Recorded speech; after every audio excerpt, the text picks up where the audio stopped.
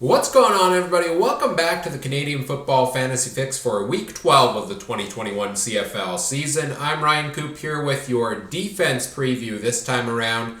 If you missed it, go back, check out my quarterback, running back, and wide receiver previews for this week already.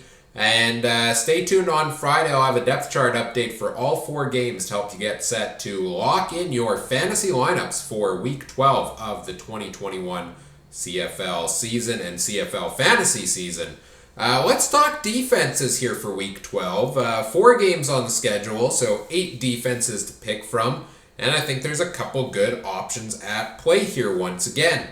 Let's go top-down salary-wise. Let's start off with the Winnipeg Blue Bombers. Best defense in the CFL by a pretty large margin this year. They average 12.8 points a game, which is 4 more than, or almost 4 more than the next best in the league, which is Saskatchewan. Fantastic year so far for the Bombers defensively. And last game was actually one of their worst performances of the season, where they put up 7 points only against the Elks. But before that, in the 3 games before that, 23, 12, and 20. So big games there for the Bombers. They do come at a high price at $5,300. To get 2.5 points per $1,000 to get you your full value, in my opinion, you need 13.3 out of them. So some may want to stay away from such a high-priced defense, but the Bombers always play their best games at home.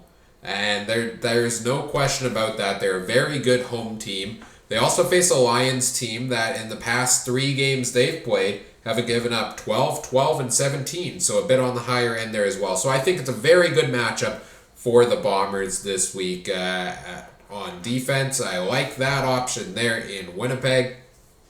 I'm saying stay away this week from the Riders defense. $4,916, 12.3 points is what you're looking for. They've averaged 9 on the year. They've been pretty consistent for the most part, but in their past 2 games against Calgary, who they face again now, 5 points and 9 points. And Calgary's defense has actually done or offensive line, I should say, and offense as a whole has done pretty good on the year. They've had a couple games, in the 14 to 15 range, but other than that, the highest total they've given up is 8 or 9 points. So with the Saskatchewan defense being as high priced as it is at almost $5,000, I say stay away from them this week, especially since the Stampeders have had their number the past 2 times out against them. The option I like the most this week is the Hamilton Tiger Cats. 10.1 points is what you want at a $4,050 salary. They've averaged 8.8 on the year. They've done very well defensively, especially in a lot of recent weeks. 4 of their last 6 games, they've put up 9 points or more, which comes close to that value, including 3 games over 14. The only stretch in there is 2 games against Toronto, where they put up just 5 in both of those. But last time out against the Red Blacks, they put up 18. And Ottawa gives up by far the most points to defenses in recent weeks, especially for the most part. They did shut things down against, who was it that one week? Edmonton, where they picked up that win a couple of weeks ago and they allowed 0 points. But other than that, defenses in 4 of their last 5 games have given up 8 or have put up 18 points, 29 points, 8 points, and 23. So big day available, but given the matchup, Caleb Evans has thrown 3 picks in 2 of his last 3 games. I like the Ticats defense at $4,050 to cover the 10.1 points pretty easily, I think, for Hamilton. Stay away from Calgary's defense. They really haven't done too many things spectacular this year. They did have a big game against BC last week. I'll give them the credit for that. 17 points for them in that one. But in the 3 games before that, their highest total was 5 points, including 2 against Saskatchewan, who they face again this week. I think there's better options available on defense than Calgary, who has averaged, outside of Edmonton, the lowest points by a defense a game fantasy-wise this year at just 5.5. I like Montreal's defense at 35-29. Last week, they were the number one defense with 23 fantasy points against Ottawa.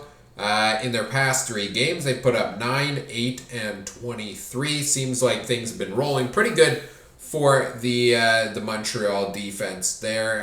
Tough matchup, I think, this week with Toronto, but I do like that defensive option. The Argos, as good as McLeod Bethel-Thompson is, one of the knocks on him is always that, he throws those costly turnovers at times. So I think the Alouettes could benefit a little bit there. They also put up 10 sacks last week on Ottawa. Granted, the Argos have a much better offensive line, but we've seen the Argos with a little bit of, fumbles on the snaps from here and there. So I could see Montreal putting up your 8.8 this week. Toronto, I put in the yellow-white category. I think it could be close to the same level of green light as Montreal is. The Argos exploded for 29 fantasy points back in the first game of Week 10 against the Red Blacks, but that came out of nowhere for them.